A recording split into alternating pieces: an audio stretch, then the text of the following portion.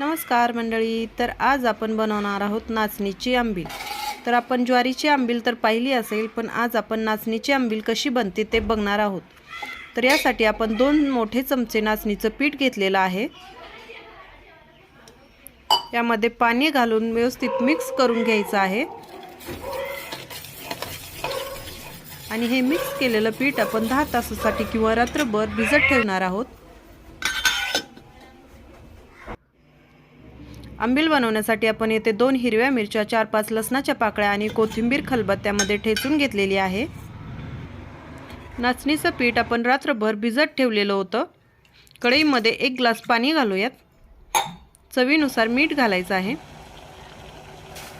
आणि पाण्याला उकळी आली की यामध्ये भिजत घातलेलं पीठ घालूयात।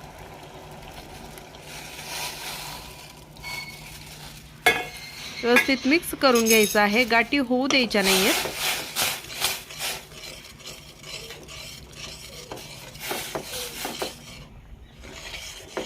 घट्टसर होईपर्यंत आपल्याला हे पीठ शिजवून घ्यायचं आहे। आंबील ही आपल्या शरीरासाठी खूपच फायदेशीर असते। आंबील पिल्यामुळे आपल्या शरीराला थंडावा मिळतो, तसेच आपले पाचन सुद्धा सुधारते। पीठ चांगले उकळून झाले की आपण थंड करण्यासाठी ठेवणार आहोत।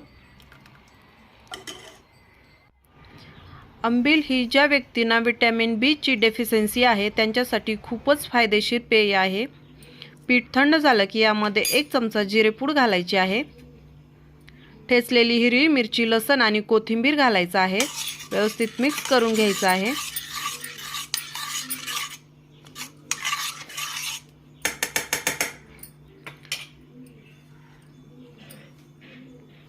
यामध्ये ताक घालूयात।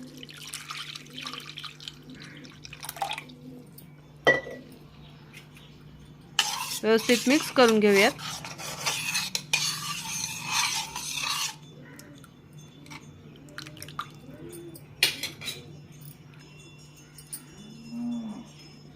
चवीनुसार मीठ घालायचं आहे।